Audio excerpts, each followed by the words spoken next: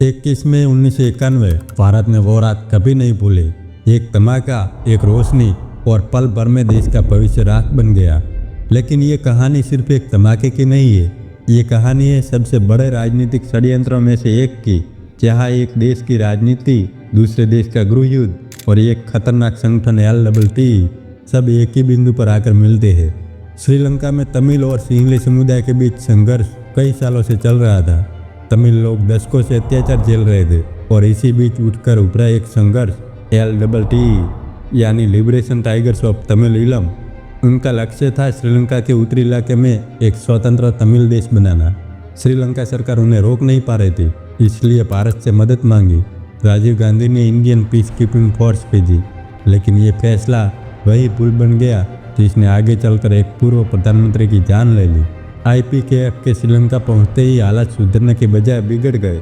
LTTE को लगा कि भारत अब उनका दुश्मन है। प्रभाकरण LTTE का मुखिया था। वो मानने लगा कि भारत ने उनके खिलाफ युद्ध छेड़ दिया है। इसी वजह से LTTE के मन में राजीव गांधी के प्रति गहरी नफरत बैठ गई। उन्हें लगता था कि IPKF के कारण उनके हजारों लड़ाके मारे गए, उनका आंदोलन कमजोर पड़ गया। और तभी प्रभाकरण ने लिया सबसे बड़ा फैसला, राजीव गांधी को रास्ते से हटाना है। LTTE ने राजीव गांधी को मारने के लिए कई प्लान बनाए, लेकिन हर बार सुरक्षा, भीड़ या मौका उनके हाथ से निकल जाता। एक महिला जिसके शरीर के अंदर छुपा था RDX, जो माला पहनाने के बहाने राजीव गांधी के बिल्कुल करीब पहुंचेगी और जैसे ही वो झुकेगी ब्लास्ट हो जाएगा। इस मिशन के लिए तनु नाम की युवती थी, जो मासूम दिखती थी लेकिन मौत बनकर आने वाली थी। उसके साथ एक फोटोग्राफर हरिबाबू था, जिसे वही खड़े होकर फोटो लेनी थी ताकि LTTE बाद में मिशन का सबूत रख सके। तमिलनाडु के श्री पेरम्बदूर में चुनाव रैली थी। लोग घंटों से इंतजार कर रहे थे। राजीव गांधी सभा में पहुंचे, सुरक्षा घेरा तोड़ते हुए जनता के बीच से गुजरने लगे। उनकी खासियत थी कि वो भीड़ में जाकर हर किसी से हाथ मिलाते थे और ये आदत उनकी सबसे बड़ी कमजोरी बनने वाली थी। इस भीड़ में धनु भी खड़ी थी, नीले सलवार सूट में, बिल्कुल आम लड़की जैसी।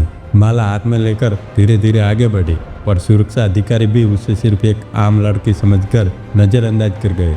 अब वो राजीव गांधी से सिर्फ 2 कदम दूर थी और जैसे ही राजीव गांधी उससे माला लेने लगे, धूम, तेज रोशनी और विनाश का तूफान। धमाका इतना भयानक था कि पास खड़े लोगों के शरीर हवा में उड़े। राजीव गांधी का शरीर कई हिस्सों में बट गया। हरिबाबू का कैमरा पड़ा मिला, जिसमें फुटेज और तस्वीरें थी, जो बाद में पूरी जांच की रीढ़ बनी।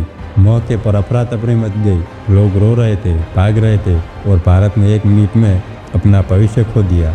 इस हत्या ने पूरे एशिया की राजनीति हिला दी। बाद में CBI और SIT की जांच से साबित हुआ कि ये पूरी साजिश LTTE के नेतृत्व में रची गई थी। जय हिंद।